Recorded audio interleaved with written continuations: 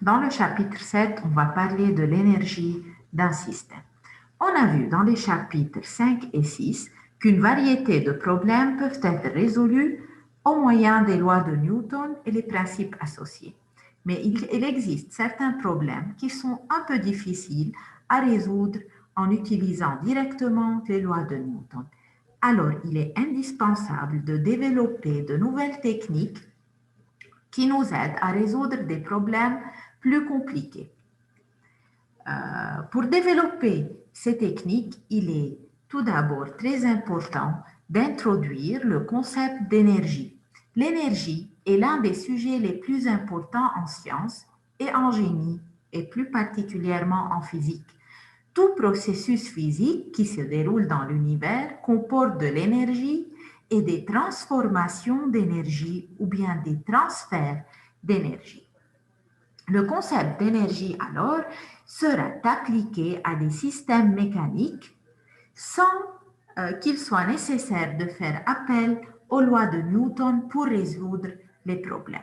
La nouvelle approche consistera à passer du modèle fondé sur une particule, et vous avez vu dans les 6 premiers chapitres, on considérait le corps comme une particule ou bien comme un point matériel. Dans ce chapitre, on va commencer à considérer des systèmes.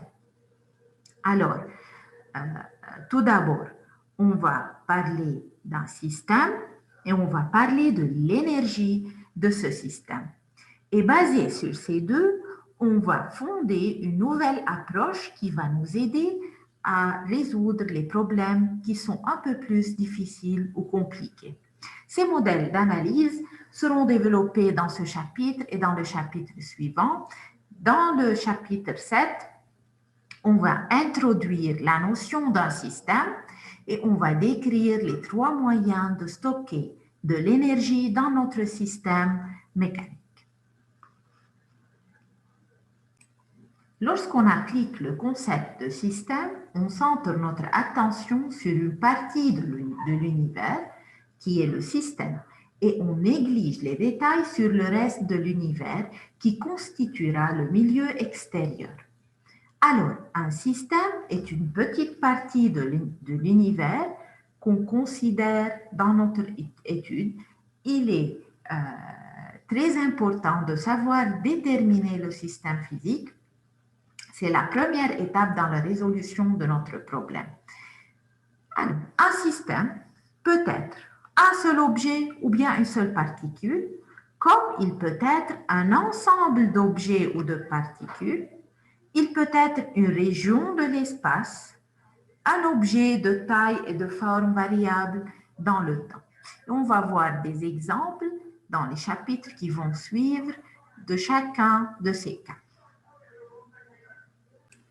Alors, dans la résolution des problèmes, on doit tout d'abord identifier un système particulier. Ensuite, il faut établir une frontière du système. La frontière du système n'est pas toujours réelle. Elle peut être une surface imaginaire qui divise notre système de l'univers ou bien de son milieu extérieur. Comme on a dit, cette frontière peut ou bien elle ne peut pas coïncider avec la surface physique du système. Tout ce qui entoure le système et son environnement ou bien le milieu extérieur.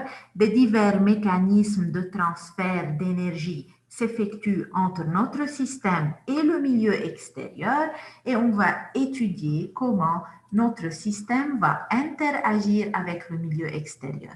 Alors, tout d'abord, on identifie notre système et la surface imaginaire qui sépare notre système du milieu extérieur ou bien de ce qu'on appelle l'environnement.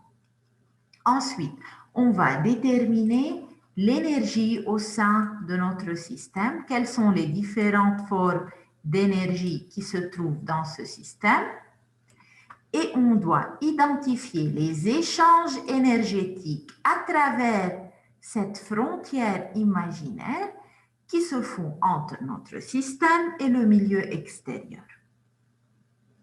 On peut prendre un exemple d'un système, une force appliquée sur un objet dans un espace vide. Notre système est l'objet, sa surface est la frontière du système. Ici, vous avez l'environnement ou bien le milieu extérieur, les échanges énergétiques qui vont se faire, ou bien le transfert d'énergie entre notre système et le milieu extérieur peut se faire par des différentes méthodes. On va ici, dans ce chapitre, se concentrer sur le premier mécanisme qui est le travail. Si on applique une force sur ce système, ok, alors on peut faire un transfert d'énergie par travail entre notre système et son milieu extérieur. On va étudier dans ce chapitre ce phénomène en détail.